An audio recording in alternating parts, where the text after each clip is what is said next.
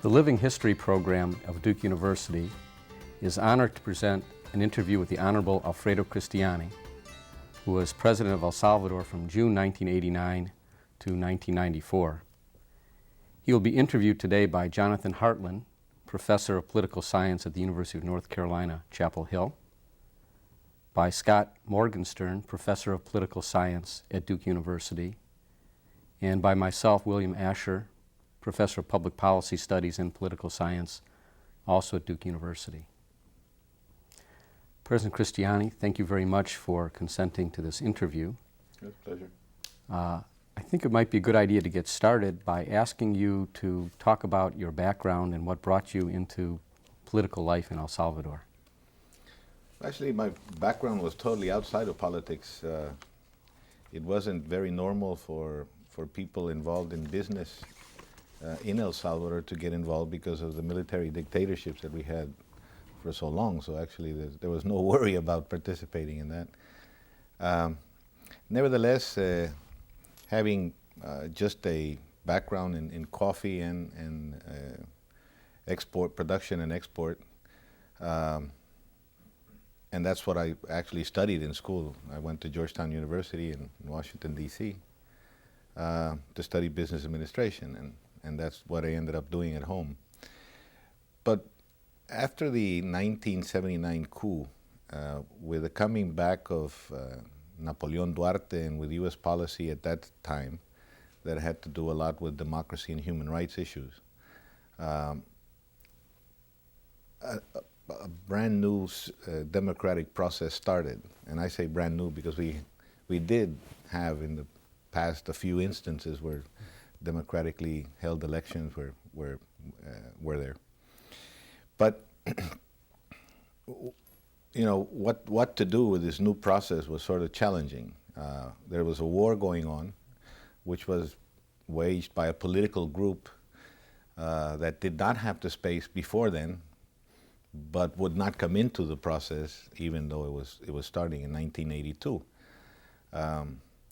And after the new constitution was drafted between 82 and 84, I said, well, I think it's time for people from our way of thinking to get involved, because if we don't, we're going to leave everything to people, let's say from the left. I consider myself from the right side of the political spectrum in El Salvador. So a lot of non-politicians started to participate in this new political party.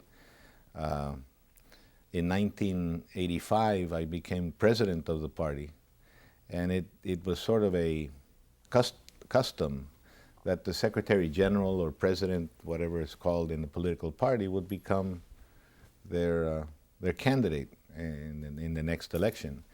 I didn't really want to do it. I didn't feel I was really prepared for that.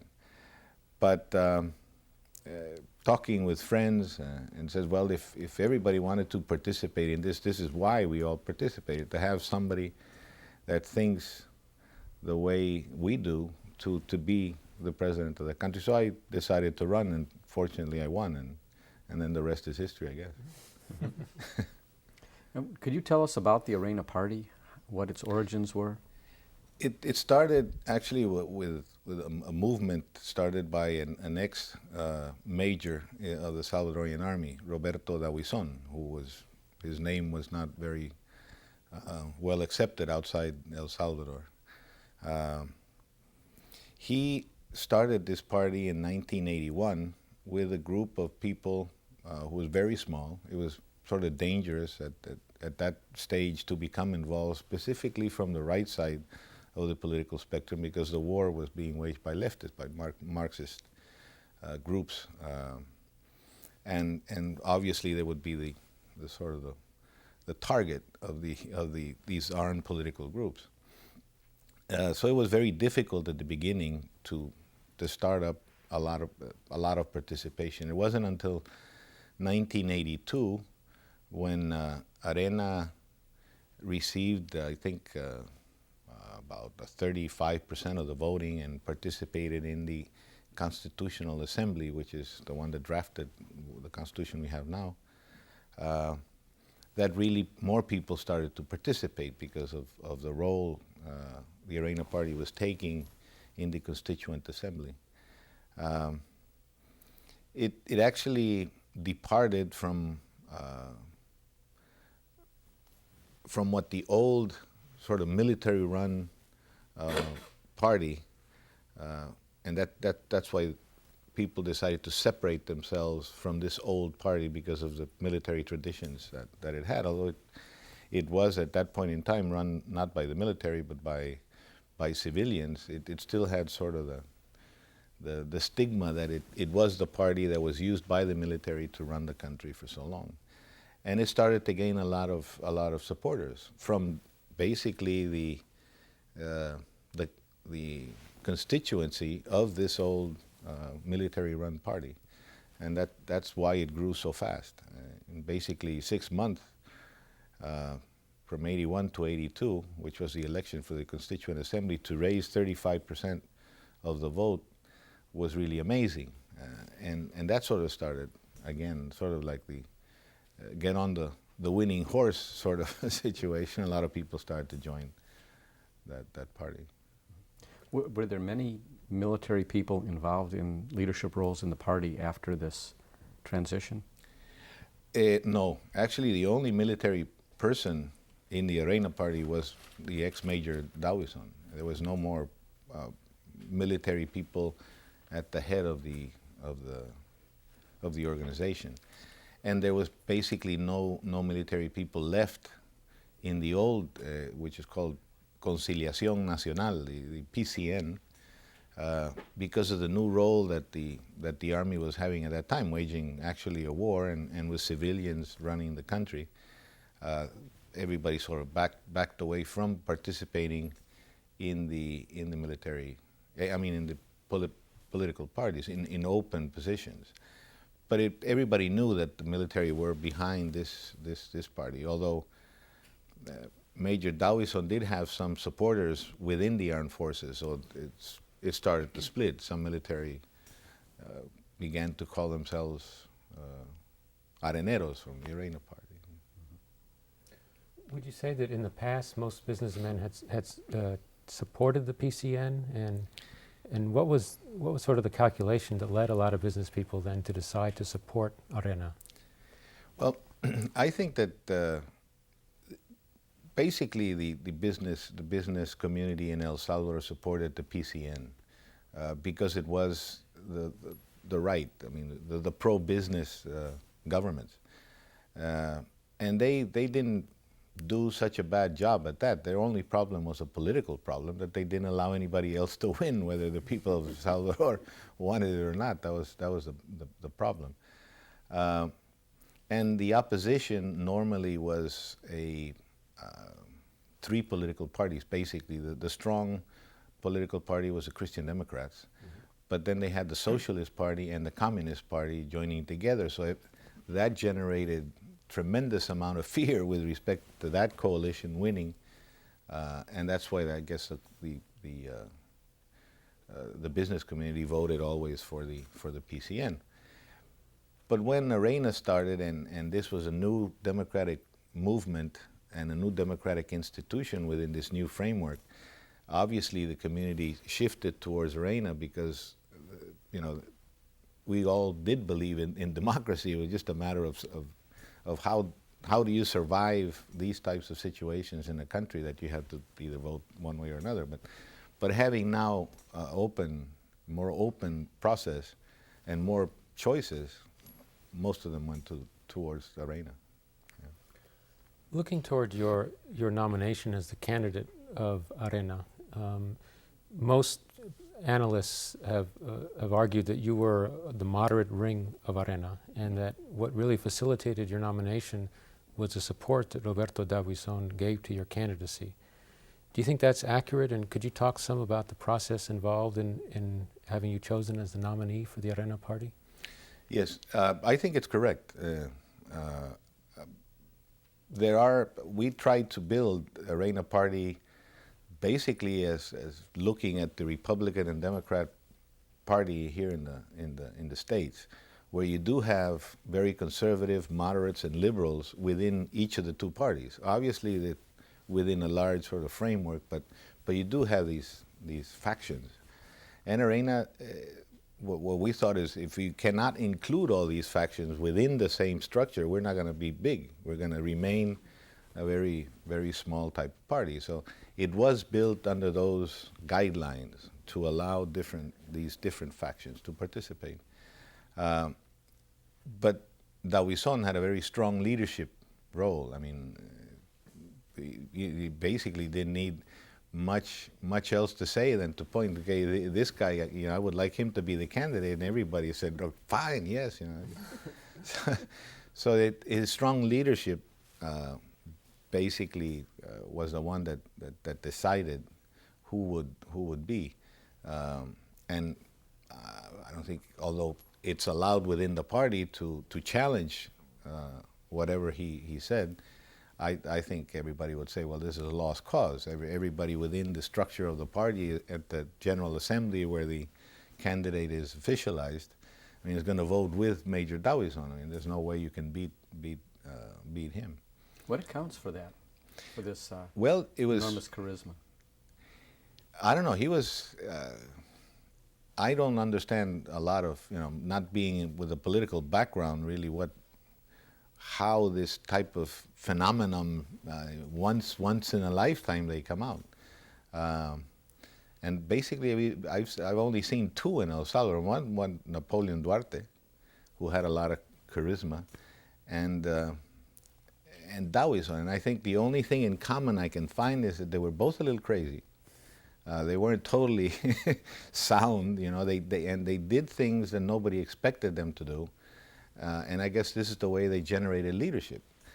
Nobody expected an ex-army officer to create a new democratic political institution, and the way, and I guess the other thing is how they communicated with the people. That they communicated in their language, their sort of language. That's why nobody liked when either Duarte or Dawison were at a public meeting and they started to talk. Anybody that had a college degree said, yeah, I don't like the way these guys talk, but the guys down there, the population loved the way they talked for some reason. So I guess that he was a phenom, I guess.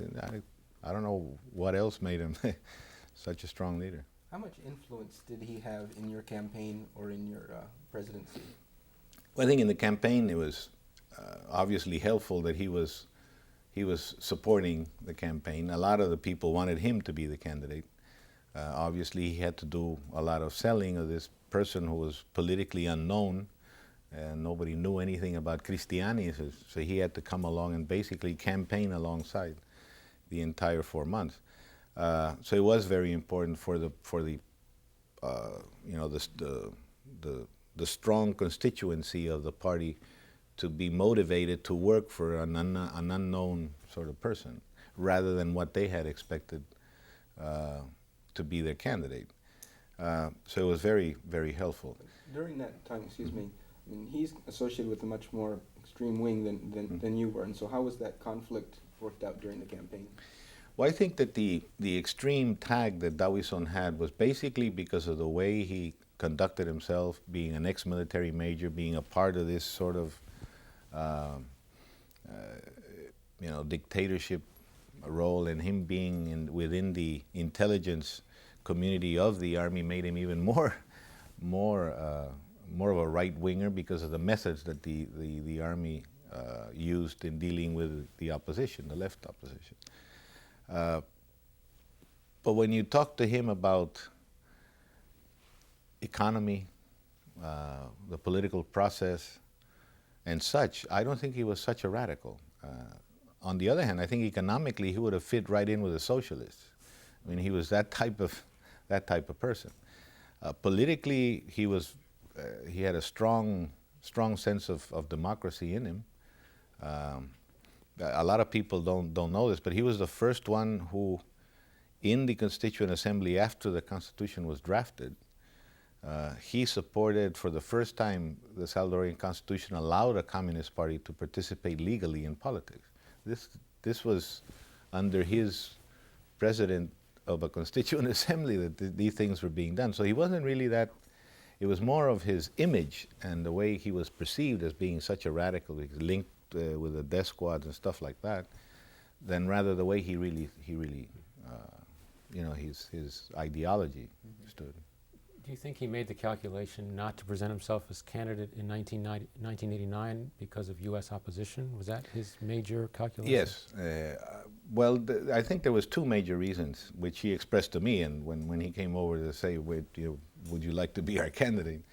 He said, first of all, he said the dependency on the U.S. aid within the war was very important, and he knew that if he would win the election, that this aid would be, if not totally, but a lot of substantial diminishing of the aid. And secondly, I think he understood that Arena was at a position now that different from in '81, where he was a very strong leader, that the party had institutionalized itself and it had to gain sort of the respectability for being an institution, not a one-man show. So I think he did it for those basic two reasons. Mm-hmm. At least that's what he explained to me when he came over. Right. Did he continue to play a major role once you assumed the presidency? No, not really. He basically allowed things to go by and just being supportive of everything. And besides, this is when his illness, his cancer broke out, and obviously he wasn't really that much involved in many things. But during your presidency, if I understand correctly, there was a still important, very important right wing that was associated with other killings, the Jesuits, for example. Wasn't there a tremendous conflict within the arena of how to deal with those kinds of issues? No. Basically, the only thing that you could say was outside of the armed forces, because the Jesuit killings were done by the armed forces. Not by the armed forces themselves, but members of the armed forces on duty. But the only other big scandal that did have members of the Arena Party was in kidnappings. The kidnappings were, I think it was 1985. I'm not exactly sure of the year, but it was 85, 86, when they found out that there was a group of members of the Arena Party involved in kidnappings. But on how to deal with these strong issues, even at that point in time, where the Minister of Defense called Major Dawison in, said, "Listen, this is has nothing to do against the political party. It's just that some of your friends are involved here, and the party has always been very strong. Anybody who breaks the law should pay." And the party will not stand behind criminals. So the problem was dealing with the armed forces and some of the methods they used in dealing with what they thought were their enemies. And basically they thought that the Jesuits were part of the enemy, to tell you the truth. What strategies did you implement to deal with the armed forces on those issues? Well, first of all, I think we tried to get at the high posts people who were known not to be supportive of these type of strategies. I think the first Minister of Defense, which came out as a surprise because everybody thought that we would use this general that was head of out of the Air Force, who was a very staunch believer in crushing down the enemy. It was the first sort of surprise that people had about what Arena was going to do. And it was during this minister's office that the killing of the Jesuits took place. And even though there were some signs, I would say, and people would tend to believe that there was some sort of cover-up about who had done it, it was very obvious that under his leadership, the investigation led to the culprit, at least the material culprits, which was not common. It was the first time an Army colonel on duty was sent to jail, condemned to 30 years in prison. So it's by setting these examples that really you know, that we were actually they helped out quite a bit, because we did have a crisis later on with the ad hoc committee, which is part of the peace agreement, where we had to deal with 102 Army officers. Maybe we could take a step back, and before we, because clearly one of the most crucial things that happens during your presidency is the whole process of negotiation that ultimately results in the signing of a peace treaty. But before we do that, maybe we should ask you what your view was of the war in El Salvador. What were the major causes of the war?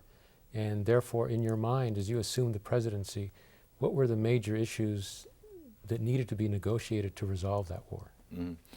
I think I've always said that it's probably there are a lot of reasons you can come up with why this war started, but not really why it started, but rather why people joined in waging this war against government, against the Salvadorian government. And obviously the most outstanding would be the social problems and the difference between the very rich and the very poor. Nevertheless, I think that the only reason that I felt could be used to say there's a war being waged here in a country is because there was no political space. And this was a political group. It was made up of politicians, of the Communist Party, of the Socialist Party, and if they were waging a war, it's because they wanted to overthrow a government that didn't allow them a space to participate in a democratic process. So I think that was the main reason of why we had a war going on in the country.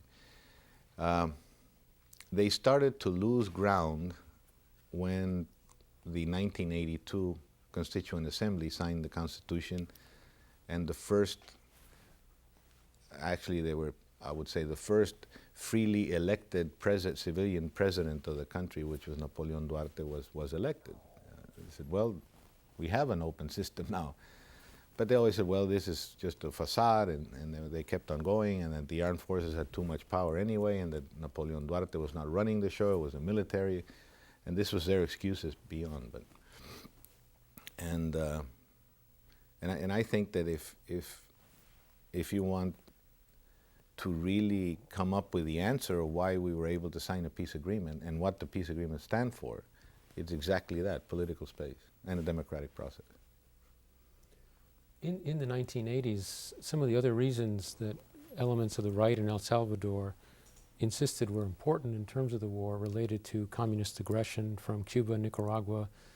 They talked about the governmental reformism by Christian Democrats, and they talked about the way in which the United States inhibited the way in which the war could be conducted in El Salvador. In retrospect now, how important do you think those kinds of factors were in terms of inciting the civil war or enhancing the violence in El Salvador? No, I don't really think that those things enhanced. I think maybe the only thing that you could call enhancement is, first of all, I think that the basic reforms that were economic reforms that were made in 1980 really brought about an economic setback. The land reform program, the nationalization of the banking system, and the nationalization of the export of the traditional crops, mainly sugar and coffee. Cotton was no longer really very important. Because of those reforms, investment stopped completely in El Salvador. Those were reforms you would expect from maybe a communist party, not the Christian Democratic Party. So something was wrong, totally wrong. And nobody understood where the country was heading, and therefore the economy went, just went off backwards. And we went back to standards back in 1960. People stopped investing. Yeah, and so the huge unemployment rate, the poverty sort of kept growing instead of fixing the problem got worse. And obviously, when you have such a poverty and unemployment, it's much easier for a guerrilla group to get people to join in the war. They have nothing else to do. At least here, they would eat They would have something to do and not bore themselves to death. And they would start from very young kids would join them, or the guerrillas would recruit them. So I think that enhanced the possibility of having a stronger irregular army waging war instead of a smaller irregular army. I think that the buildup of the East-West problem also enhanced the war. I mean, the U.S. support, which was vis-a-vis the support of the USSR at that time. I mean, it's proven that these people received tremendous amount of weapons, which are now flowing to Mexico. So there was this support, and basically the end of the Cold War made it very possible for this thing to stop also. So I think that both, not only one here and one there, but the way that both supported sort of built up. Everybody talked about, I don't remember the name now because it's so far back, but low intensity warfare, I think it was called. I don't think it was really that. It's the type of war that an irregular army poses. It's very different from two armies who have uniforms and there's tanks here, tanks there, Air Force and Navy. These are people who just come out at night to do a specific job, and they might be working for you during the day and then shooting you during the night. So it's very difficult to deal with this type of war. And it's a type of war very prone for abuses in human rights, because you never know for sure whether this guy who was shot, was he a civilian, was he part of the enemy, or what? You know? So I don't think it was really that the U.S. as a policy kept, a low intensity warfare. I think it was more of a feeling out of, I would say, an anxious or out of anxiety. I want the thing to stop. Let's stomp these guys and stop the war. That people were led to believe that this was sort of induced as a policy, rather than that's the way these wars end up being. It's long-term wars. You had the Guatemalan thing lasted for 30 years, right, without any support from the U.S., so there was no U.S. policy there. Can you say a little bit more about your diagnosis of the land situation? You've already said that the land reform seemed to be counterproductive, but what was your fix on the overall situation of the agrarian sector? Well, I think the problem is that a lot of importance is placed on the ownership of land, and it's to me it's how you make land available to people that will end up being successful or not successful. If you want to take just basically under economic terms, what is the degree of participation of the agricultural sector in the gross national product. Okay, the thing is that the communists always wanted things to be collective, the collective ownership, which actually was not ownership by civilians. It was owned by the government. And it's sort of a concession to use that land that was given to a group of people who didn't own anything except the crops, if there was one. And Salvadorians were not used to working collectively. And unfortunately, all these big farms, which were the most productive land in the country, were given to people who did not have the right of ownership and who didn't know how to work collectively, and obviously was a failure. The land stopped producing. The big debts that were basically just until now condoned, because there's no way they're gonna pay that.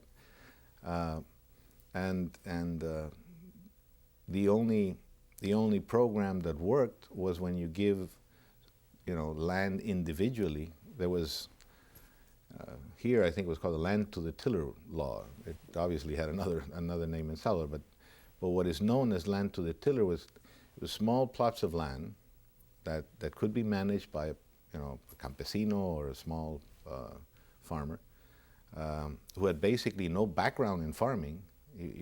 These guys only knew from because his father planted corn and beans, that he learned how to plant corn and beans. But that's about the extent of their education in farming. But it's more of a feel or a sense of belonging and owning something that is underneath this. It doesn't have to do with economic terms, but the problem is that the economy is hurt by trying to support this. And that's what happened. The land to the tiller law was much more successful. People paid their loans. They knew they owned the plot of land. They had titles. They could leave their land to their children if they wanted, or if they wanted to sell it, they could sell it. In this other case, you know, they can't. Their children are not members of these cooperatives, and they don't become members automatically if one dies. So it was done in a way that it proved, you know, not helpful to anybody actually. And where did those policy initiatives come from? Well, they came basically from the Christian Democrats, supported by, I would say, the liberal community here in the States, because they did send supposed experts on land reform to help sort of bring about this law, or the way it was going to be done. But I wouldn't say it was U.S. policy. It was more of a, say, well, if these people waging war are saying that they are waging war because the campesinos do not own land, if we do this, we'll take away their excuse, and then they won't have an excuse to wage war. That was a mistake, because what they wanted was political space. You don't have to give in to what Marxists believe should be done, economically speaking, like nationalizing the entire banking system and export structure of a country. That didn't stop the war. But I think the main reason was, okay, we're going to do this because then they won't have any excuse to wage war. What implications did this have in terms of your approach to the land issue when you were negotiating the peace process? Well, the approach to the negotiations had no economic or social policies involved. If you look at the entire set of agreements, they all have to do with the strengthening of a democratic system and its institutions. Creating the space, dealing with the electoral tribunal, for instance, with the judicial system, and the constitutional reform is placing the role of the armed forces where it should be rather than where it was, with a new civilian police rather than having a police run by the army. So it was the strengthening of the institutions that were at the core of the agreements, and it was so because everybody, or both sides, got together and recognized that what we should do to stop the war is to generate political space so they can come in and participate with everybody else. Mm-hmm. So it had we didn't talk anything about the land reform program, or as a matter of fact, we had already undone two of the reforms, or undone one, which was the export, and had already said that we were going to undo the banking system, privatizing the banks again.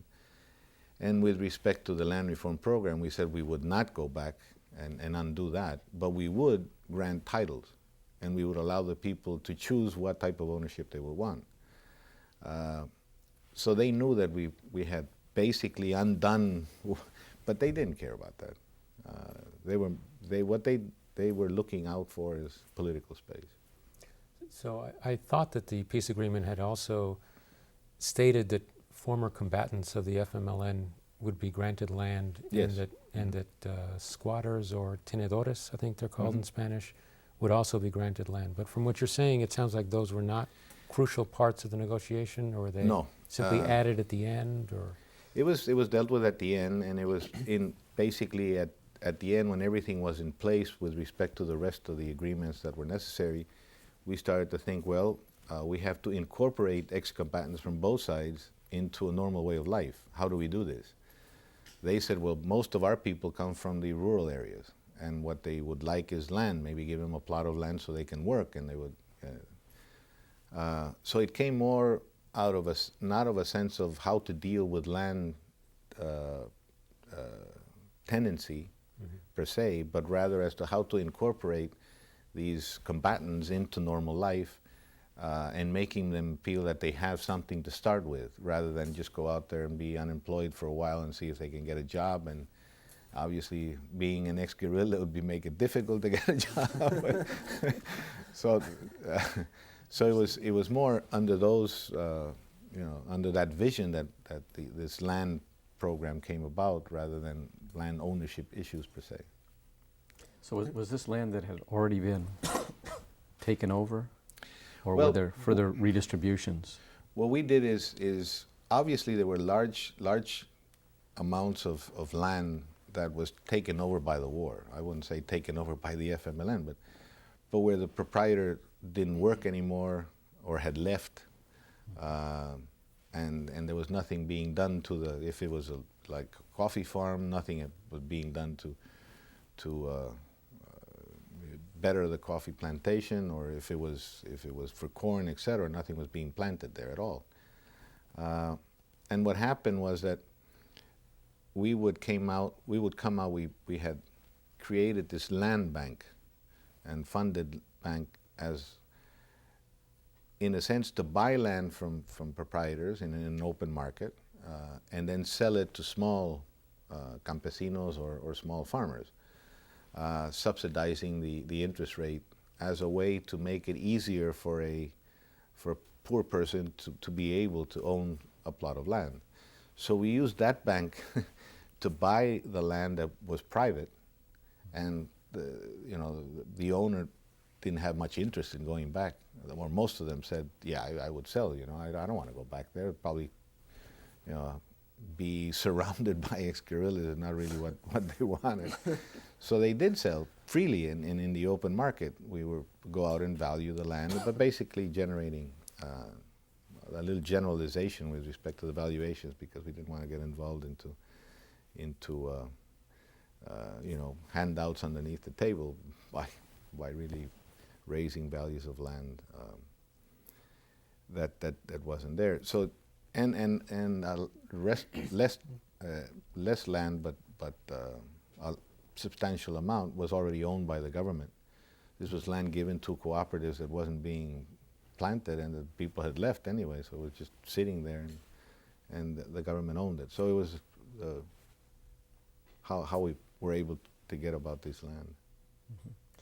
That seems to support a theory that, in a way, the war solved some problems. It was a major tragedy, of course, but that the socioeconomic conditions brought on by the war made it easier for these reforms to go through. Is that an accurate interpretation?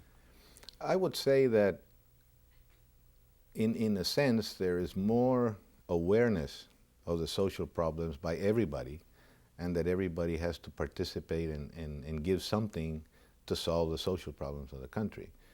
Whereas before there was, I don't care, if I had money, it's their problem that they don't have that sort of attitude. I think that has changed, and everybody knows that the thing that El Salvador needs to solve is social problems. And you can see that just by looking at the budget. If you see the education budget has more than tripled in the last 10 years. And the health budget has more than doubled in the last year.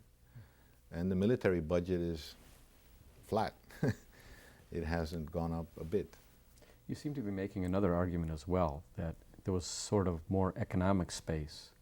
You've talked a lot about political space, but it seems that with land abandonments, the land reforms that were accomplished later on were much easier politically, because people had lost their incentive to hold on to the land they owned earlier.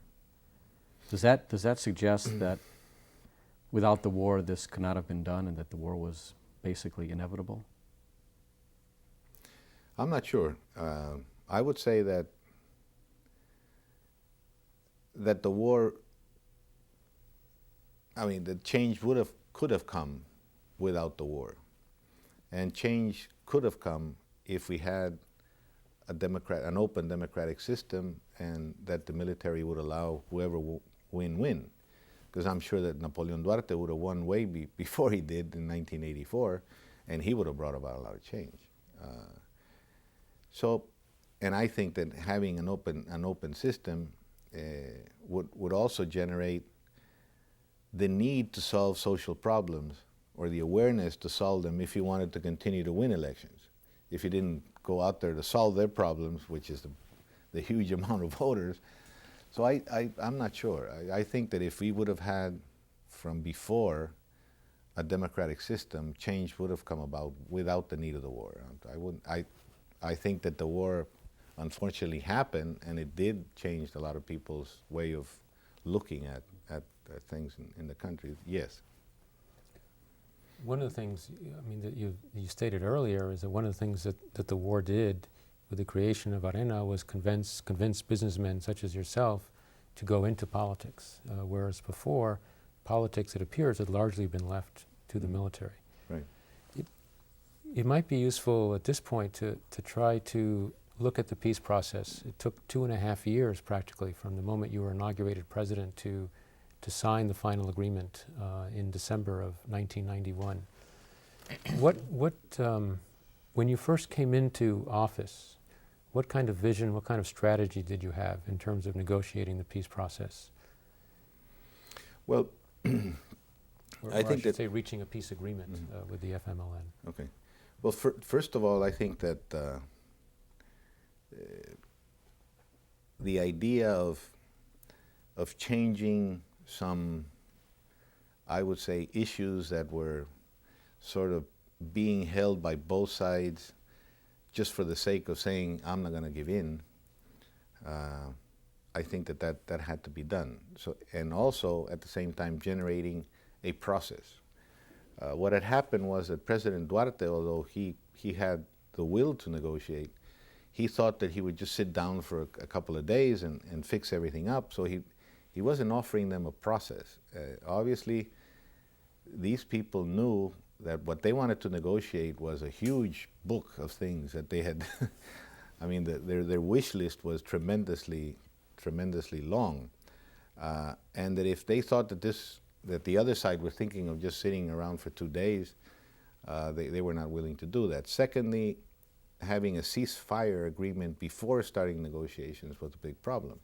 I said, well, don't stop the war, but let's start negotiating. So what we did is offer a process where nobody could get up until it's finished, uninterrupted in a sense, and without having any preconditions to sitting down at the table. I think that this convinced them, because even if they personally were not that convinced, their supporters, who by that stage of the war were saying, well, we have to find a way to end this, and they had so strongly been supportive of ending the war politically and convincing people to support their cause under those circumstances, that if this process was offered, politically speaking, they couldn't just say, the hell with you, I'm going to continue to wage war. I'm not interested in solving the problems politically. So I think by envisioning the problem in a sense where these people had to deal politically to continue to receive support from the outside, and that was the only way they could continue the war, you had to sort of play to their supporters in a sense to make them come in. But what we did first is, after winning the election, but before going into office, I had a few talks with Father Yacuria and asked him to go meet with the commandante to say, how would they look at this? He came back very frustrated from his last meeting with them in Nicaragua because they were convinced that if they launched an all-out offensive, that people would go on their side and they would have an uprising much as the Sandinistas had a few years back in Nicaragua. And that they were going to go out for this final offensive. And we were basically, by June 1st, with the dilemmas, do we offer this process knowing that these guys are going to come out and launch this offensive or not? And we decided to go for it because we might be able to stop. We thought that this could possibly stop the final offensive, because they were going to need a tremendous amount of support for such an offensive anyway. And if we were able to, convince their supporters that the process was open and there to start, that then maybe that we could stop. But unfortunately, we didn't stop the final offensive. But the final offensive and everything, a few things that happened there proved to be, I would say, the turning point on the way the FMLN thought about a political solution. Right, in November of 1989 is when the FMLN offensive occurred, and but at the time that it occurred, it pretty much caught the Salvadoran military by surprise, didn't it? The extent to which it was able to reach San Salvador. No. As a matter of fact, it wasn't really that much of a surprise. The army was prepared and waiting. That was the reason why we were able to stop their advancement and keep them on the outskirts of the city rather than surrounding the presidential palace right from the outset. What we didn't know was exactly if San Salvador was to be the only city to be attacked and everybody was going to come in, or were they going to attack a few of the other important cities where they had basically army headquarters, thinking that what they had to do is to take over the army headquarters rather than presidential palace to win this thing, rather than taking the presidential palace and the armed forces out there untouched. So we thought they were going to attack a few of the cities where they had army barracks, and so the strength was underestimated in the capital city, and that's why they were able to sort of stay there for about a week. Right. From the perspective, from the international perspective, it sounds like the offensive did lead to a major miscalculation by the Salvadoran High Military Command, leading to the deaths of Father Ellacuría and other Jesuits in the university. What do you think was going on? What were their assessments of the situation that led them to believe that would help the situation for them at that time? Well, I don't think it was institutionally done. I think it was just a group of officers that planned it. Obviously, I did not participate in that meeting, and I don't know exactly what was said and done, but there's sometimes a way where you can find out what has been said in a meeting, especially when it deals with Salvadorian army officers. That's by looking at their agendas. They write everything down. And so I asked for all those agendas and read them, and there was really nothing that would lead to saying that they would have to go out and kill the Jesuit priests. I think that the closest thing that was found is that the new sort of command that was given was to try and find out where the headquarters of the guerrilla was, and to try and strike at the headquarters instead of shooting between soldiers and guerrillas, trying to see if they could undo their headquarters. Whether that was misconstrued as thinking that the Catholic University and the Jesuit priest was one of their headquarters, that might be possible. But that would be the closest link that I would find in anything of that. No, I think that I never felt that the armed forces themselves felt that they could not control the situation. Basically, the strategy at the beginning was just to use infantry to deal with this because of the effect that, let's say, armored vehicles and Air Force or cannons or artillery would have in the civilian population. And actually it was just a matter of waiting for all the civilians to leave and the armed forces to hold them there in the same general area in the outskirts, so as to when the civilians were out, then to use the Air Force and the artillery.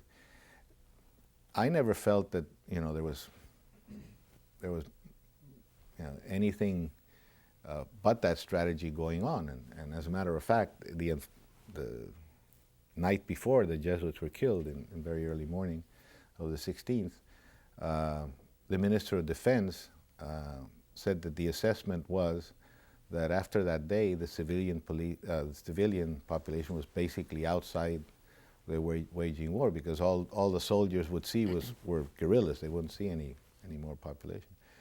And so they asked permission to use the Air Force and artillery into those areas, and the permission was given. But that was, I never felt that they were unsure that they would control the situation or not. One more question about the Jesuits.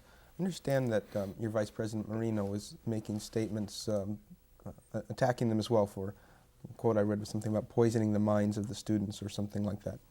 Is that accurate?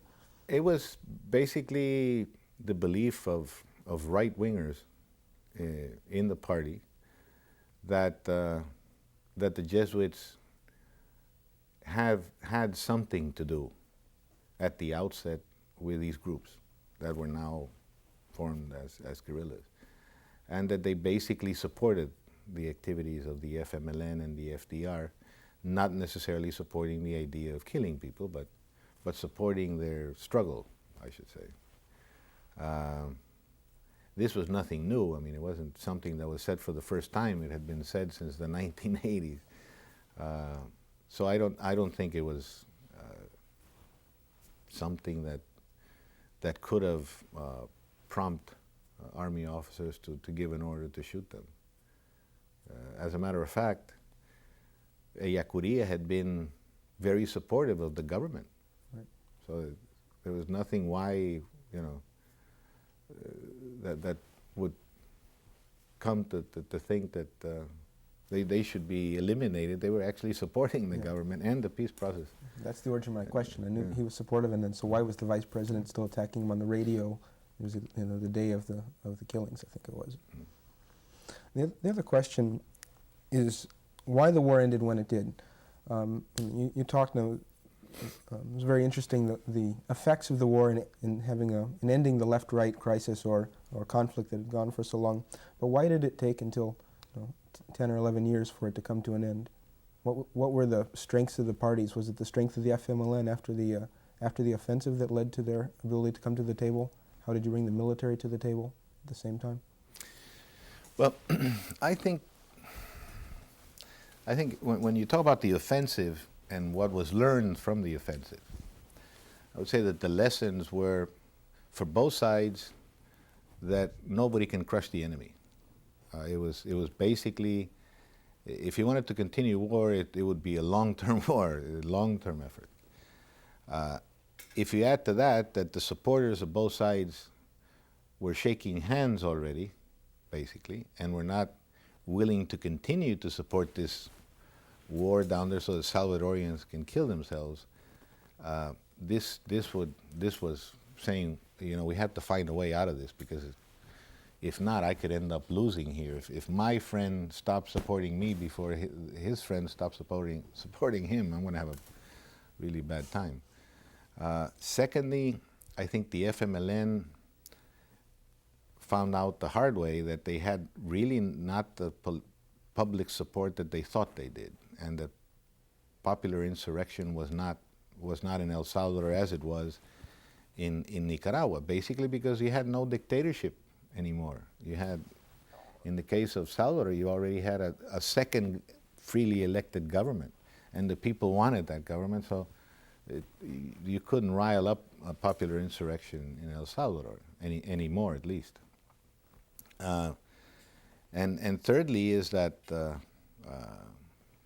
I think in their case, they were confronted by the fact that the ideology that they had been telling people that would work was stumbling, and that the wall in Berlin had come down, and that the USSR was saying this is a failure, this, you know. And so they were left without a proposition to make. And that, I think, confused them a little bit. And these steps kept mounting one on top of the other, and really were, I thought it would take much longer than it did. I thought that, because really the negotiating process didn't start until April of 1990, and it ended on December of 91, so it was only a year and a half, a little bit more than a year and a half. I thought it would take a lot longer. We had to negotiate things like constitutional reform. It had never been done in the history of El Salvador to reform a constitution without a coup. So, you know, these things, I thought it would really take long. So, but I think these other things surrounding the set or the scenario in which we were working actually allowed things to work rather well. And the armed forces, I think that by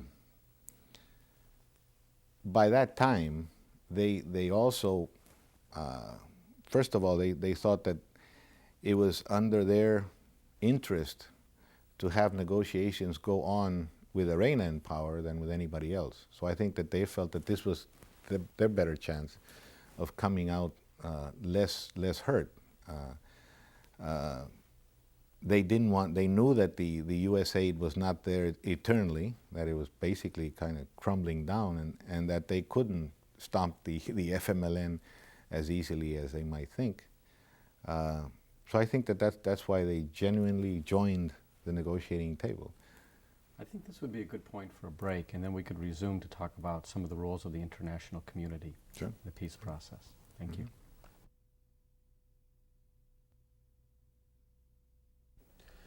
President Cristiani, we were talking about your moment of inauguration as president of El Salvador and the way you were thinking about the peace process and carrying out negotiations with the FMLN. And we'd reached a point in November of 1989 in which the FMLN had launched a major offensive and the Jesuits were killed. And that had given us an opportunity to talk somewhat about some of the factors that had been pressing on the FMLN in terms of entering into the peace process. As you know, the killing of the Jesuits led to a huge reaction within the United States, particularly the U.S. Congress, and there was tremendous pressure to cut military aid toward El Salvador. How do you think that played a role in terms of the peace process? Well, I think it was, as I said earlier, it was one of the reasons why the armed forces got involved in the peace process or supported the peace process, because they knew that the aid was going down. Now with the assassination of the Jesuit priests, and having been done by officers from the army, they knew that the diminishing aid, military aid, would be much faster. But I think we have to go back before that, because the U.S. was always very supportive of the offer of this process. They knew that faster or slower, that they would not be able to continue to give enough aid. They were having problems not only with military aid, but with any type of aid. And it started to diminish actually in 1989. It was the first time when we had a fallback in economic aid for the country. They were very supportive of the peace process.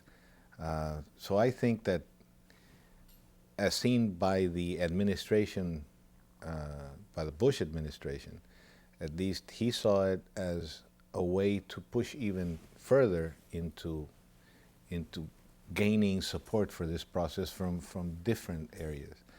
I remember being told by Bernie Aronson that in the agenda where President Bush and Gorbachev would sit down to talk, El Salvador was always one of the issues that was discussed, and on how to finish this war. So they were very supportive of the process to begin with.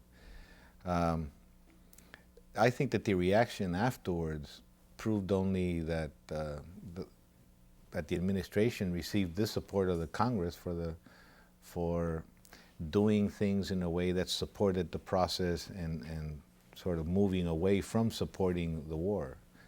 And I think it was bipartisan. I didn't feel that there was, obviously the Jesuit priest in itself carried a different type of emotion in Congress and the administration, but it was bipartisan. So I felt that this issue we were able to well, not we, but the U.S. administration was able to keep it a bipartisan issue all the way. One of the novelties of the peace process in El Salvador that we have seen increasingly through the 1990s was the heavy involvement of the United Nations. How did that come to be? Who approached the United Nations to get involved? And in your perception, how helpful was it? Okay, when the peace process started, we always wanted the sort of a witness to be there, an honorable witness to sort of keep things going and be able to watch the process. And we named the Salvadorian church, two church members, two bishops, attended as witnesses in September and October of '89 to the first two meetings. But it was obvious that the FMLN at that time anyway were not very serious about the process. They were thinking about launching this final offensive and getting into power through that offensive rather than the peace process itself. So after this offensive was launched, there was a need for everybody to have reassurance that the FMLN would not go back to, let's say, playing dirty on the process. So we needed somebody that held more political clout that the FMLN would not cheat on or would not lie to because it was not for their best interest to do so. And I remember calling Oscar Arias and asking him if he would have a meeting of Central American presidents, which was not scheduled, but that because of this offensive, I think that we thought that we should have one, and basically was to get Nicaragua on track, because Nicaragua was completely, the Sandinista government was completely behind this offensive. And he did, he went there, and we started to throw ideas with Arias and the other Central American presidents on how we could do this. We first talked about the Secretary General of the OAS, which was more in our domain, I would say. And we ended up not using the OAS because Cuba did not belong to the OAS, and Cuba was certainly a key player in this problem. That's how we reached the UN. If we could bring in the UN, we could bring all countries or governments that were in a way either supporting one side or the other side to bring about a support for the process, therefore making it more difficult for one of the two negotiators to get up from the table and do things bad. So it was more of a trying to keep the FMLN involved in the process. It was not the UN that we involved. Actually, we invited the Secretary General of the United Nations to be an intermediator. And I always have to define what my definition of intermediation is, because a lot of times people think that there was a mediation by the United Nations, and there wasn't in the strict sense of the word. An intermediator would be somebody who would not make propositions of solutions or agreements. It would be just simply one who monitors the process, the going forward, trying to make it go faster. It certainly helped in the sense that it was impossible to meet or have the two negotiating committees meet on a permanent basis in Mexico, for instance, or Venezuela, wherever they met. This was impossible. There had to be some sort of going back and saying, well, what are we going to do about this or this? And by having the representative of the Secretary General, he would have what we call the pendular pendular diplomacy. He would go from one side to the other, taking propositions back and forth until we felt that we were sufficiently close on an issue that would really would make it reasonable for the two committees to meet personally to try and really lock that issue up by meeting personally. So it was very helpful in that sense, but it was the UN did not make any propositions. And this I think was necessary. I'm not trying to take away from the UN the importance of their role. It was also important that the solutions to the problems were Salvadorians. That was very important, because not necessarily what works in the US or what works in Germany or in the USSR and Japan will work in El Salvador. We have a totally different scenario. And we knew that some of the agreements would not sound reasonable to an outsider to say, these guys, they don't even know what they're talking about. I mean, this is for history. Now things are more modern in this area. But for Salvador, this was the right solution. And we had to, in order to get the entire country behind it, it had to be a Salvadorian sort of solution. It couldn't be imposed from the outside. That wouldn't last. So it's not trying to take away from the UN's role. It's just a... Much has been made of the fact that the final days of negotiation were made right toward the end of the term of the Secretary General of the United Nations, Javier Pérez de Cuellar. But what you seem to be suggesting now is that that was a somewhat artificial deadline, or, I mean, how was that used? And could you tell us a bit about those final days, the pressure for you not to go to New York that people have reported on, your decision to go to New York? Okay. I think that you have to go back to September of 91. Obviously, the Pérez de Cuellar's term was not a deadline for the process, but it was sort of a day when you had to recognize that if we didn't end this with Pérez de Cuellar, and at that point in time you didn't know who the new one was going to be, how much interest would the new Secretary General place in this process? How about his understanding of what had gone on, and if he would change the representative, what would happen to the process, and it would be delayed for I don't know how long, how much longer. So really there was it was for the best interest to try and finish at least the negotiation process with Pérez de Cuellar still there. So we decided on a meeting in September, because we felt that the FMLN, although we had an agenda with different topics, there was so broad a topic that you could start bringing in new issues all the time. And we felt that the FMLN was sort of doing this, bringing in new issues all the time to the same general problem.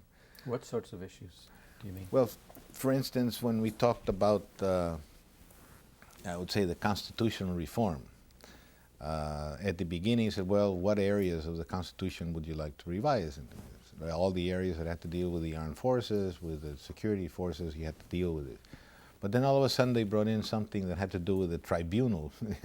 Instead of having the electoral council, they now wanted to call it the electoral tribunal and things, and all of a sudden, new things under the general headline they would bring in. So we called for this meeting in September to try and see if we could have a compressed agenda, was what was called. Is trying to define what was left to be negotiated, and nobody could bring in a new issue anymore, but those issues that were accepted as issues that had to be dealt with in order to get the war ended. That didn't mean that issues later on could be dealt with, but what was the necessary issues that had to be dealt with so that the war could end. And then it was probably the most important meeting. It took about 12 days to come up with this compressed agenda. And basically by doing that exercise, we almost touched home on September. And it was just really from September, they had a very short meeting in October, then the December meeting.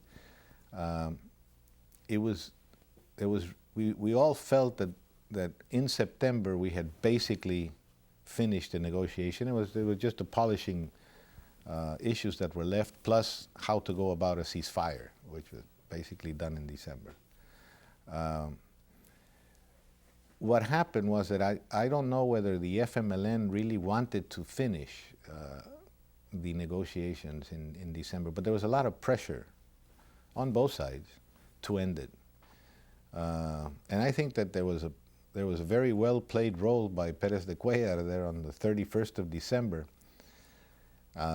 We met, I think, sometime in the afternoon, and I told them, you know, we have to get this thing over with today.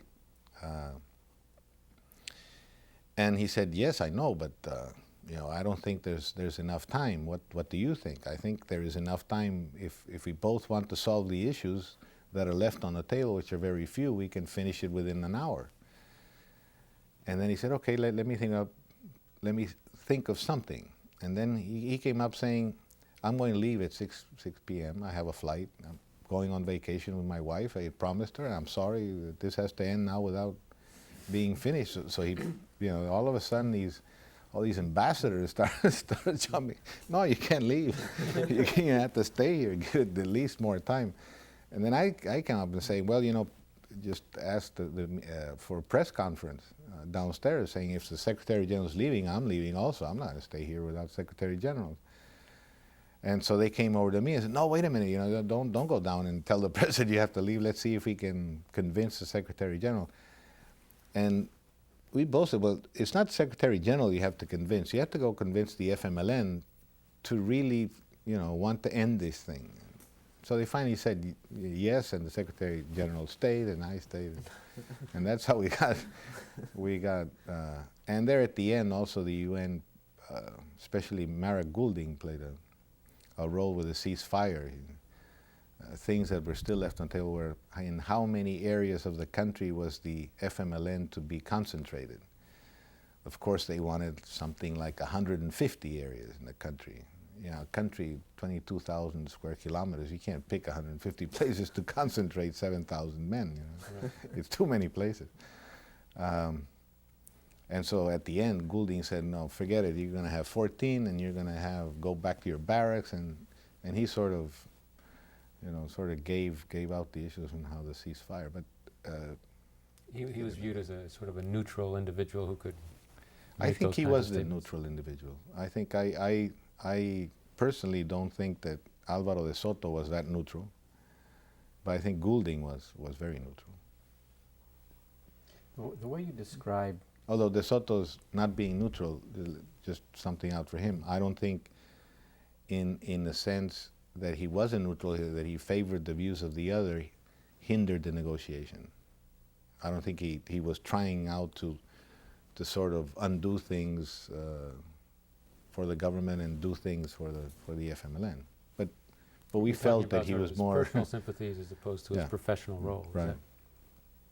earlier on when you were talking about the challenges you faced when you came into office, you seemed to be talking about almost a mediation or refereeing role between the guerrillas on the one hand and the military on the other. How did that play out when the actual negotiations were going on? Were you representing the state vis-a-vis the guerrillas, or were you mediating between the military establishment and the FMLN, et cetera? How did you view this, your own role in that process? Well, I would say that the negotiation process went beyond just dealing with the armed forces, so it wasn't really a mediating role between the armed forces and the guerrillas. In a sense, a lot was negotiated didn't have to do with the armed forces, and they didn't really care as to what we came up with. But there was one very important issue in that agenda, and it was armed forces, and there was about 7 or 8 different issues. I think that I did not act as a mediator. What we did is trying to bring the armed forces into the negotiating process themselves. First, they had a high-ranking officer representing them in the negotiating committee. It was General Vargas, very close friend of the other members of the high command, so they trusted him to be there. And secondly, in the specific issue of the armed forces, we had 8 tables, one for each of the sub-items in the armed forces issue. And in each table there was one officer of each rank represented. There was a under-lieutenant or sub-lieutenant, how we call it, to a colonel, one of each, chosen by them, that would discuss their own, the sub-issue or the sub-item in the agenda. And what we did is we told them, you do the negotiation, you just tell us what, you know, what you want in that sub-issue or what you think about it, and then let us know. You analyze the problem and let us know what you think about it. And they did. The armed forces was, you know, we acted as their representative because they were a part of the state, so to speak. We did the same thing with in the case of the judicial system, we did the same thing with the Supreme Court. We asked the Supreme Court to come over and said, well, what do you think of all these issues that are on the table? And why don't you think about them and think how we can, you know, the only idea is to have a stronger democracy here and a working democracy. And if you are for that, well, what do we need to do with the system to change it? And we kept on bringing in people who were involved in the different areas that were going to be discussed into asking for their points of views. So we are more representing their point of view, in a sense, as the state, than mediating between them. They accepted the ad hoc committee. They accepted the Truth Committee. I didn't impose it on them, or, you know, when they, obviously they asked me what do I think about it, and I would tell them what my point of view was. But I think their role was again at this time being shadowed by their misdeeds rather than by the good deeds that they did in some other issues. I think that, for instance, General Ponce will not be remembered for the good things he was able to do and the leadership role he had within the army, but he will always be, his name will always be attached with the Jesuits instead, and not be recognized by the good things that he did. But they did do. They weren't such bad boys as an institution. There were some bad apples within the, but I guess there's bad apples just about everywhere. The armed forces gave up a tremendous amount, though, in those negotiations, even though they had their negotiator. How was it that they were able to sell that much reduced level of power, much reduced budget, reduced political power and economic power? How were they able to reconstitute their leadership and, if not impose, sell that kind of new rule? Well, I think that the armed forces as an institution was actually tired of all the accusations and the name calling that that they were subjected to, and that they were tired of just being seen as the bad boys all the time. I think that some army officers understood that there was change, that change was needed, that their institution, if they wanted to be to be respected as an army, as an institution, they would have to comply with all the other requisites that democracy demands on any institution that calls itself democratic. And I think that this obviously did not turn around from one day to the other. I think it was a process. I think that the leadership of the armed forces from 1980 on was a leadership that kept on building this sort of character within the military officers, and so there was change. Everybody changed during that period. Like just as we talked that the vision of the business community with respect to the problems of the country had changed because of this. The armed forces was not apart from these changes. So there was change, and I think that that's what really made it possible at the end for them to give that much, because they gained much more according to to my point of view, is that now they are the respected armed forces of Central America, of Latin America, for that respect. Everybody comes to Salvador now to, we see army officers from all the armies throughout Latin America coming to Salvador now to talk to our army leadership. Now for the first time we have a retired officer as Minister of Defense, and he goes around in civilian clothes. Can you talk a little bit about the other Central American republics, many of which were also going through their own turmoil during this period? And could you put the Salvadoran conflicts into that perspective? And also talk about how interactions with the other governments may have helped along the peace process. Well, as you know, the Arias plan was basically a democracy peace plan. There was the two sides of the plan. Democracy came obviously first, and it was just sort of grasping that for the first time all the Central American countries, with the exception of maybe Nicaragua, who nobody really gives much credit to that first election that the Sandinistas won, whether it was a really free election or not. But at least it recognized that if we now have these governments, let's raise this democratic issue to a higher level and make it regional, so as the five pieces would not go out. You know, it would at least be more difficult to. I think this was proven when the Guatemalan president tried to do away with democratic process in Guatemala. I think it was 92 or 90. Talking about the Alto Golpe, right? Yeah. Mm-hmm. I mean, he didn't last. And although we were all friends of the Guatemalan president, you know, everybody said, you're wrong in this case.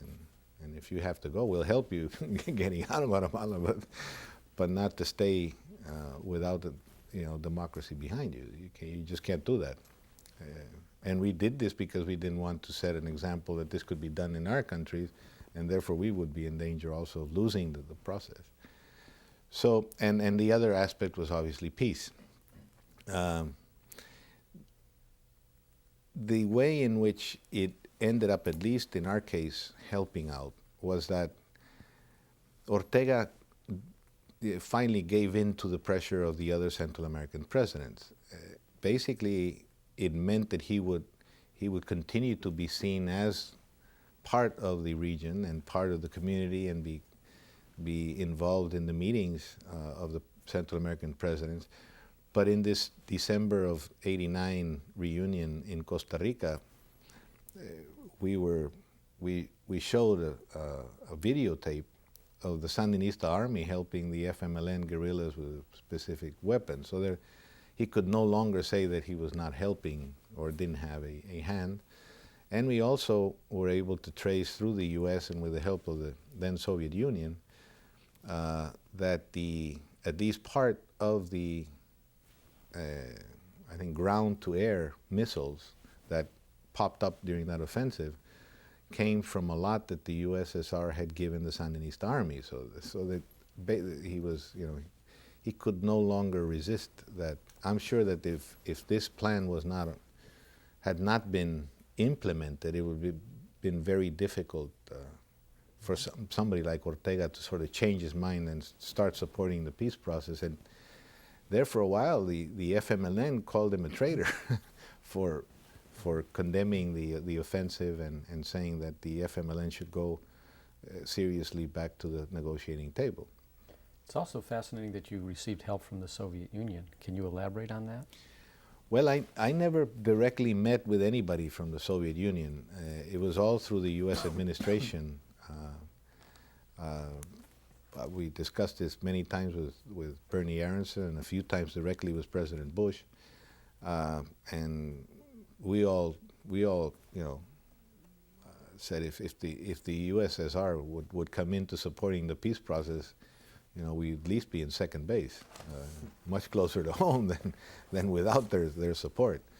And the U.S. made it an issue to try and convince them to do so. And they finally came up with a joint, I think it was one of the first joint public statements made by the U.S. and by U.S. administration with the USSR was supportive of the peace process. And a few months after that is when the Sandinistas were defeated in the Mhm. February 1990 elections. Mhm. Did that, what kind of effect do you think that had on the calculations of the Salvadoran military, the FMLN, your own administration? Well, we downsized the Salvadorian army to 33,000. That was half of what it was during the war. And after the Sandinistas lost, we decided to continue downsizing the armed forces. The problem with the Sandinista army is that it responds to a political party, and you never know what role they're going to take, or we never knew. But once we saw that the Sandinistas lost the election, the army didn't do anything, and finally, after the other Ortega decided that he would leave, and the new General Cuadra we knew was more of an institutionalist. He was not really a Sandinista, a hardcore Sandinista. He was one of those sort of private people who joined in with just because he wanted Somoza out, rather than being a Marxist in his beliefs.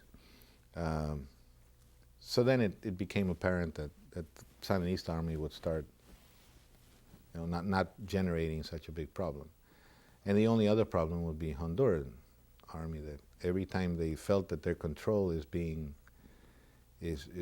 hampered, they bring about the Salvadorian Honduran war, and they actually, in Honduras, they rile up the people again. It's terrible. Salvadorians don't even remember the 100-hour war, if you could call it a war. But Honduras, they're all the time thinking about it. And so also for, let's say, national security reasons, you always take into account the Honduran army. Another comparative question. Not only El Salvador but in Central America, but much of South America has had to deal with the military after dictatorships. And it's been a terrible problem for them of whether they purge the military, if they have trials, they put them in prison, or they pass an amnesty. Looks like, by what you said, El Salvador has become a model for the rest of Latin America. What would you suggest, as advice to these other countries in how to deal with those issues? I think that the transition of the armed forces obviously is much less painful if it's done voluntarily than as a result of a negotiation such as the one we had. I think that purging armed forces is not really that necessary vis-a-vis a political problem of the military simply not wanting to be purged and simply acting against the process. If that would be the case, I would just say, well, the rules from now on are different, and you have to at least accept that you will comply with the rules from now on. And if you don't, then you'll be sort of ousted from the armed forces. So there's different ways. No two armies and no two countries have a similar situation. Ecuador is a problem. Peru, it might be another type of problem. Chile is another type of problem now. And I imagine the Argentinians don't have a problem anymore. But so it's different on what you would tell them. But the thing is that having the armed forces become a part of democracy rather than being above the democratic process, and them being not always call about the impunity of army officers in Latin America. They can do whatever crime they feel like doing and nothing ever happens. Those are the things that really have to change. And if they're done voluntarily by the armed forces, it would be with much less pain for the system and for them as an institution. But changing that culture is a very difficult process. Yes, it is. There is so much backlog and so much perception of Latin American armies to date that it's sometimes they feel it's much easier to remain with that than trying to change, and so it is difficult. It is. I wonder if we could shift to some economic issues, and you could tell us what was accomplished during your administration in terms of regional economic integration within Central America. Well, because of the war problems and democracy problems being sort of over, the Arias plan, which simply what it did, it just continued to have these programmed Central American president meetings. We had to find a new issue to revive because the others were basically solved. And so we started with talking about integration again. Not only the old common market, Central American common market. I think everybody agreed, and that has been more or less going on. There were just a few odds and ends that had to be reformed, and it was actually re-signed, but with some reforms. But the issues that were at stake here were more of integration on movements of capital from one country to the other. We talked about undoing all these hideous steps you had to take at immigration posts when you wanted to drive from one country to the other, and things like that became more the issues. Everybody understood in one sense or the other that our economies are complementary, and if you look at a market on a regional basis, you will then understand we can be much more competitive than if we look at our own internal markets and what the economic development of the individual countries vis-a-vis the economic development of the region per se. A few things remain that make progress difficult. The issue of Costa Rica, the internal issues of how Costa Ricans feel about the rest of Central Americans.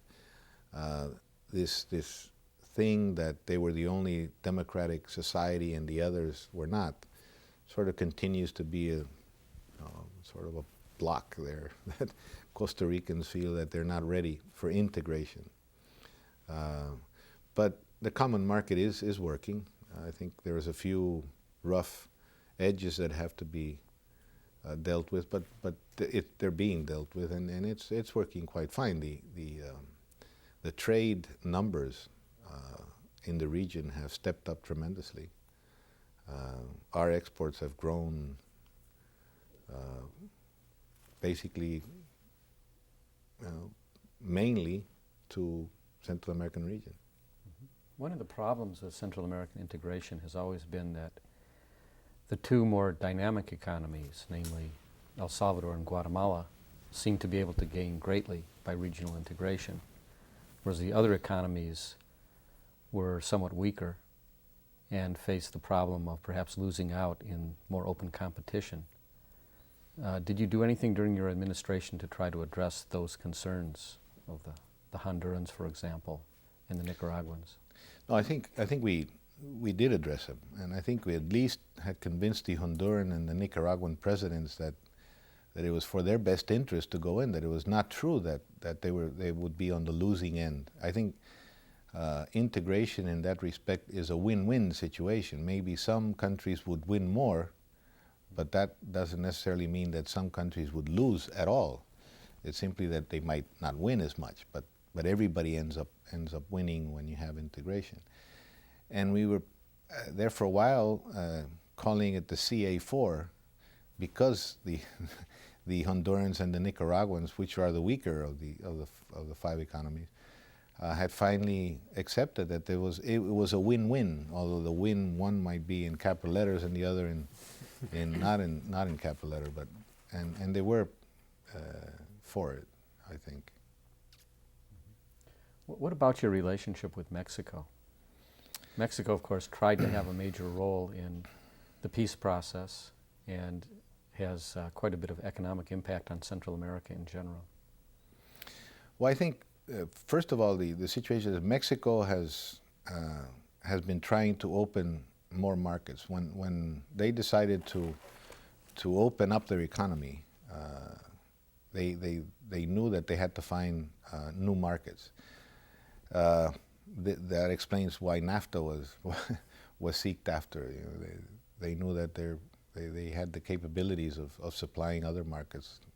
And so Mexico has been looking to the south also, and had wanted the Central American economies to become friendlier with Mexico. And so Mexico became much more of a friendly country to the region. I think President Salinas did a good job of opening up relations with Central America, which were practically non-existent before that. I would say that in diplomatic terms, well, everybody knew that the country was there, but that was just about it. You know, you couldn't do anything with Mexico except go visit their fine beaches and such, and listen to their music, which is sort of gotten into everybody south of the border. But because of the search for new markets, we were able to generate a better relationship. With respect to El Salvador, we had a problem with Mexico. They had signed a statement with France supporting the FMLN back in 1981, I think, 81 or 82. So Salvadorians didn't particularly like that. I think one of the most adamant people against Mexicans was Duarte. I think he refused to visit Mexico because of that. Because of the Franco-Mexican declaration. Obviously, he was more adamant because he was head of state when this declaration came about. But, you know, I think that, or at least my personal view was that was done under a different administration. The new administration was trying to do things differently, and that, you know, Mexican people didn't sign any declaration. It was the then government of Mexico that decided on it. And so we started to work much closer with Mexico, asking them for, you know, investment groups to come down to El Salvador if Mexican wanted to. Now a Mexican group owns one TV station. They have one of the biggest flour industry in Central America is a Mexican company in El Salvador. And so there has been some benefits, economically speaking, and they're getting a little bit less tough to deal with our exports to Mexico. But during the war, Mexico had been a host to the FMLN leadership. So we all knew that they would play, out of what we call the four friends, they would play an important role because they had as guests the FMLN. It was much easier to, for instance, have the meetings in Mexico because the FMLN was already there. And Salinas was very helpful in at the end also being the one who could generate more pressure on the FMLN into ending up the process and finally ending the war. Because he had him as guest. He said, well, if you don't, you know, if you don't end this, I'm gonna kick you out of the country. So he did have a sort of what you call the handle in his hand. You mentioned before that part of your accomplishments when you were in office was to reduce the negative effects of the land reforms. Were there other economic reforms that you undertook while you were president? Well, obviously the privatization process started back then. We had to do it first with the more important things like the export industry and then the financial sector. Now we had the first private electricity generation plant. Now they have privatized the electricity distribution companies, and I think next month they will be privatizing the telephone companies. So this privatization aspect is one of the major things that we started to do. But I think that economically speaking, the biggest thing you had to do was not really a big reform. It was rather to try and bring about or to stabilize the economy by dealing with the budget deficit, which was about 5% of GNP when we came in. We had to, with respect to the exchange rate, we had a double exchange rate, so one subsidizing the other. And we had all these inconsistencies in the macroeconomy that you had to deal with in order to generate stability. Because of the war and because of the things that happened with respect to complying with the peace agreements and the spending that we had to do, which didn't help the budget deficit at all, but we had to decide on which was the priority. But now I think that the economy is more stable of the region, where we have an exchange rate that has been stable for the last 6-7 years. We have, I think, under a 2% budget deficit. Inflation rate is 1 digit. Last year was a little bit over 2%, I think. So it's the stability aspect was more the important thing before you can really start reforming. But we did do some. I think the other reform that I would say was important was the fiscal reform, with the introduction of the added value tax instead of the stamp tax, reduction of the rates, simplifying the rates, reducing the number of taxes that we had, and obviously raising the amount of taxes that were collected, which in Latin American countries is not as easy as it seems. Tie the economics to the politics. In spite of the great success you had economically and ending the war, you can look at the '94 election in two ways. One, Calderon Sol did very well, but by percentage-wise, he doesn't do. It was the same percentage I think that you had won with 5 years previous. Why that relationship between the economic success and not a great jump in the party's success? Well, first I think because there was a lot more competition in the '94 elections. There was a coalition of the left that gathered more votes than individually they had gathered before.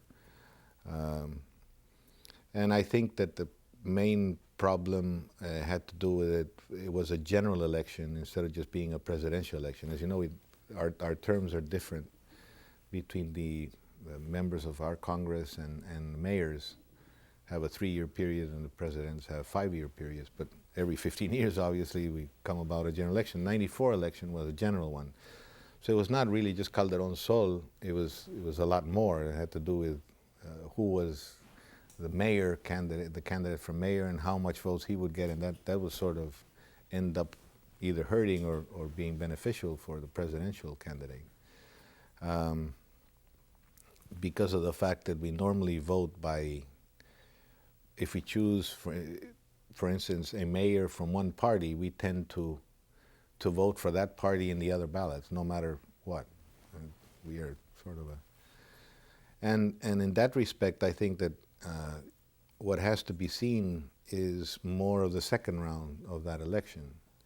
And is that when the choices came down to the FMLN's coalition and Arena, they didn't gain anything. Everybody else that sort of hindered out to other smaller parties backed Arena. So it was almost a 70-30 second round, which was a very high amount of votes. Very high margin to win by, which would actually, it's sort of an open mandate if you want to look at it in that respect. I think that what is happening now is a lot of things that we and today's administration has had to do mainly in the economic issue, because the war, Salvadorians forget very easily. They forget where we were in '89, and that credit might have been given in the '94 election, but no longer is playing a role. Now, people are looking at because of the tightening of the macroeconomic and the government spending, et cetera, and which demands some amount of sacrifice from the population. That is more the issue now, and now we're in much deeper trouble than in 1994. Now we have to really come up with some very good stuff if we want to continue to get the vote. Are there any more questions? I had one more something about the future, and about the role of the Congress and how the opposition plays a role now, and where you see the relationship between the parties and their ability to negotiate now and towards the future. Mm-hmm.